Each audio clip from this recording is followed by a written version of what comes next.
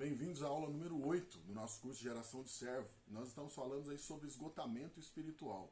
Na nossa última aula presencial, nós falamos como Jesus, a fonte inesgotável, da nossa energia, da nossa força espiritual. E, ao mesmo tempo, nós falamos sobre duas características da fé, de uma fé verdadeira. E hoje nós vamos falar sobre um caso clássico de esgotamento espiritual. Uma pessoa que, embora estivesse trabalhando continuamente para o Senhor, tinha um ministério na casa de Deus, nós não podemos nunca confundir o nosso trabalho, o nosso ministério como fonte, se a gente pode dizer assim, de relacionamento com Deus. E foi o caso aqui de Asaf. Asaf foi escolhido por Davi, então ele é contemporâneo de Davi ali, depois de um grande período de apostasia debaixo do reinado de Saul, quando Davi restaura o reino, quando ele vai buscar ali a arca na casa de Obed-Edom e traz de volta para o tabernáculo que havia sido estabelecido por Deus na pessoa de Moisés. Ele chama pessoas que provavelmente tinham um grande conhecimento musical, tinham uma grande responsabilidade, eram pessoas que, podemos dizer assim, reconhecidamente servos do Senhor, e coloca eles no trabalho do tabernáculo. E o trabalho dessas pessoas era conduzir o louvor, a adoração e as ações de graças o tempo todo. Então eu queria ler alguns versos, está aqui no primeiro livro de Crônicas, lá no capítulo 16. Nós vamos ler alguns, os versos 4, 5, 7 e o verso 37. Acompanhe comigo, 1 Crônicas 16, 4 e 5. Davi nomeou alguns dos levitas para ministrarem diante da arca do Senhor, fazendo petições, dando graças e louvando o Senhor, o Deus de Israel. Desses, Asaf era o chefe, Zacarias vinha em seguida, e depois Jeiel, Semiramote, e aí ele traz uma lista das pessoas que faziam isso ali. Então ele diz que o trabalho desses levitas, da descendência de Levi, que eram sacerdotes do povo, eram louvar diante de Deus, fazer petições, dar graças em todo momento. Era adoração. O trabalho deles era conduzir a adoração. Quando a gente pensa nisso, fala, não tem um trabalho mais íntimo do que esse para estar ali na presença do Senhor. É um pastor, é um músico, é um ministro da casa de Deus, olha que coisa extraordinária. Aí o verso 7 diz que foi naquele dia que pela primeira vez Davi encarregou Asaf e seus parentes de louvar ao Senhor com salmos de gratidão. Então o ministério de Asaf estava começando naquele momento. E o verso 37 diz assim: então Davi deixou Asaf e seus parentes diante da arca da aliança do Senhor para lhe ministrarem regularmente de acordo com as prescrições de cada dia. Se a gente se aprofundar um pouco no capítulo, nós vamos ver que Davi estabeleceu turnos e 24 horas por dia, 7 dias por semana, haviam pessoas louvando e adorando ao Senhor. E estar diante da arca era o mesmo que estar diante da presença do Senhor. Então, interessante que nós vamos olhar como que Asaf pode ter se tornado um exemplo clássico de esgotamento espiritual, sendo que era alguém que ministrava o tempo todo na presença do Senhor. É uma pergunta válida para nós hoje, porque a gente pode pensar, um pastor que lida com a palavra, que está sempre em comunhão com Deus, um ministro de louvor que conduz a igreja em adoração, será que essas pessoas podem mesmo se esgotar espiritualmente? E Asaf é um exemplo para nós que sim. Porque a gente não pode confundir nunca, adoração não substitui relacionamento. Provavelmente Asaf, da descendência de Levi, sacerdote, aquele que ministrava na casa de Deus, o que ele tinha em mente era a lei de Moisés. Ritos, obrigações, não faça isso, não faça aquilo. Como nós falamos em aulas passadas, isso não é um problema. O problema é quando nós achamos que essas coisas são aquela moeda de troca em que nós vamos apresentar aquilo que fazemos para Deus e esperamos que receber em volta de Deus uma lista de petições. Eu trabalhei tanto, Deus, eu ministrei tanto, eu adorei tanto, eu orei tanto, eu conduzi tanto a igreja que eu mereço X, Y e J, e a gente faz uma lista enorme. Então a gente nunca pode esquecer que nossa adoração, nosso louvor, isso é uma reação responsiva da nossa fé. Nós respondemos diante de Deus por aquilo que Deus é, não por aquilo que Deus pode me dar se eu adorar Ele. Então, dentro dessa lógica, quem passasse mais tempo em adoração tinha mais favores diante do Senhor. E às vezes nós vamos encontrar a pessoa com menos ministérios, né, com menos tempo de vir à igreja, talvez seja a pessoa mais abençoada de toda a casa. E aqueles que podem estar lá no altar, de repente estão muito longe disso. E Asaf se tornou um exemplo de pessoas assim. Ele pensou que o que ele fazia era o que de fato estava dando a ele créditos celestiais, quando em verdade nada tem a ver uma coisa com isso. Quanto mais eu me aproximo num relacionamento com Deus, mais eu vou louvá-lo por aquilo que ele é, não por aquilo que ele pode me dar, não por aquilo que eu quero receber, como se fosse um trabalho remunerado celestialmente falando. Então, quando a gente olha para a vida de Asaf, esse companheiro de Davi, esse homem que conduzia a nação, no ápice da vida espiritual dele, ele se exauriu, ele se esgotou, ele se queimou espiritualmente. A gente vai ver essa declaração dele lá no Salmo número 73. Eu vou ler aqui os versos 2 e 3. Ele começa o Salmo mais ou menos dizendo assim: quanto a mim, por pouco não me desviei do caminho reto, quase escorreguei, pois eu tive inveja do bem-estar dos soberbos e dos que rejeitam a Deus. Então ele traz nesses dois versos exatamente o que aconteceu com ele e qual foi a motivação. Ele começou a olhar os soberbos, né, os ricos, as pessoas que não tinham Deus no coração, os que estavam ali da comunidade, né, abastada de Judá daquele momento ali, e começou a ter inveja dessas pessoas.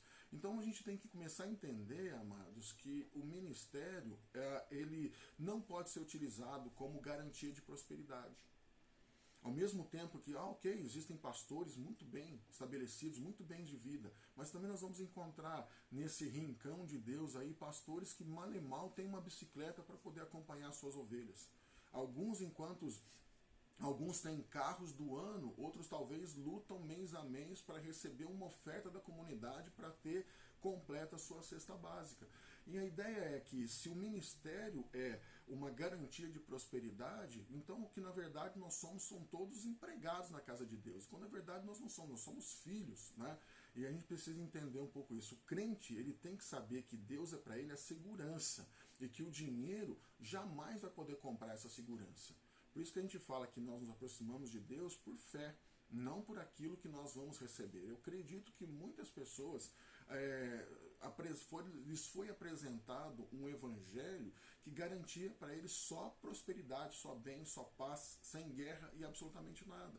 Então, quando surgem as primeiras tribulações, e é claro que eu me lembro da parábola de Jesus, né, da semente que nasceu, que germinou entre pedras, quando vem a tribulação, porque ela não tinha terra, né, ela não estava firmada em absolutamente nada, ela foi a primeira a se secar, a primeira a murchar. É que a gente sempre pensa isso dos recém-convertidos, mas há muitos dentro da igreja que, se você mexer na estrutura deles, financeira, eles vão se esgotar rapidamente, porque eles acham que ao vir à igreja, Deus está garantindo o seu sustento, quando na verdade nada tem a ver com isso. Então, continuando no Salmo 73, agora os versos 4 e 5, ele começa a descrever essas pessoas.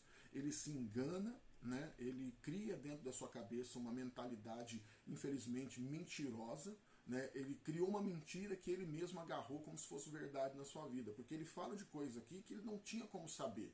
Mas é interessante, olha só o que diz o Salmo 73, versos 4 e 5. Aqui eu vou ler a versão O Livro. Ele diz assim a respeito dessas pessoas soberbas da vida: eles não têm medo de morrer. O seu poder é garantido. Não se veem metidos em dificuldades, como toda a gente, nem rodeados de problema. Será que é verdade isso? Será que uma pessoa sem Deus no mundo não tem medo de morrer? Ou será que é o contrário? Será que eles acham mesmo que o poder dele está garantido pelas riquezas que ele tem? Então Asaf se enganou, ele criou dentro dele mesmo uma mentira. E ele repete isso em outros salmos, né? Como por exemplo, no parte 5, eles não são atingidos por doenças como os outros homens. Será que quem é incrédulo, quem é do mundo, não passa por doença, não passa por enfermidade? O verso 8 ele diz: é gente corrompida, que só sabe tratar de maldade e de opressão. Será que não tem pessoas que são ateus nesse mundo, que são boas pessoas, que fazem gestos até mesmo de caridade? Não estou aqui discutindo se isso é válido ou não. Estou dizendo que Asaf, pela amargura no coração dele, é um sinal claro de esgotamento espiritual, começa a olhar para o mundo criado com uma ótica totalmente pessimista. Ele só consegue enxergar o mal que estava diante do seu próprio coração. Diante desse quadro, dessas palavras do próprio Asaf, a gente vê que o coração dele estava completamente endurecido, amargurado e cheio de raiva. E o pior, cheio de raiva contra Deus. Eu falo assim, nossa, mas tem isso no texto? Tem sim. A gente volta ali um pouquinho lá na frente do Salmos 73, os versos 21 e 22, ele diz assim, ó, quando o meu coração estava amargurado e no íntimo eu senti inveja, eu agi como insensato e ignorante. Minha atitude para contigo era de um animal irracional. Então ele começa como um animal bravo, mordendo, tentando morder o seu tratador. Então, e ao mesmo tempo, os versos 13 e 14 fala que ele se sentia como alguém explorado pelo próprio Deus. Olha o que diz o verso 13, Salmo 73, 13. Certamente me foi inútil manter puro o coração e lavar as mãos na inocência, pois o dia inteiro sou afligido e todas as manhãs eu sou castigado. Sabe o que ele está dizendo? Deus, o problema, a culpa é sua. Para mim é inútil fazer essas coisas aqui, porque tudo que eu quero eu não consigo. A maneira como eu desejo a minha vida não dá certo. Então, o que eu estou fazendo aqui é um trabalho inútil. Olha que interessante. De alguém que adorava, que era o chefe dos adoradores, dos levitas, e que estava continuamente adorando ao Senhor nos seus turnos, 7 dias por semana, 24 horas por dia. Claro que o trabalho dele não era assim tão... Mas a intenção é que, mesmo na presença de Deus, nós podemos substituir relacionamento por uma ideia falsa de que eu preciso prosperar, ou que Deus precisa me dar aquilo que eu quero. Seja uma cura, seja uma restauração, seja uma transformação de vida, seja uma libertação, a liberação de um pecado, não importa. Mas nós muitas vezes queremos negociar com Deus de acordo com as nossas necessidades. Então, quando a gente olha para a vida de Asaf, fala assim, mas o que aconteceu com ele? Ele teve um vislumbre da graça e da glória do Senhor. Ele pôde, então, ser restaurado pelo próprio Deus, e a gente vai perceber isso no verso número 17, quando ele entra no santuário. Quando ele menciona no verso 17, quando eu entrei no santuário, Asaf não estava se referindo ali à estrutura física, não estava se referindo àquela cobertura de peles, de tecidos, aquelas coisas. Então, porque a última coisa que você pode falar para um crente esgotado espiritualmente é assim, você está com problema? Vai para a igreja. Porque ele entende que foi a própria igreja que o secou. Foi a própria igreja que destruiu a fé dele. Então, quando você encontra alguém esgotado, você não vai falar para ele, vai para a igreja. Não, você tem que ter um encontro. Você tem que entrar no santuário. Quer dizer, o lugar onde Deus habita.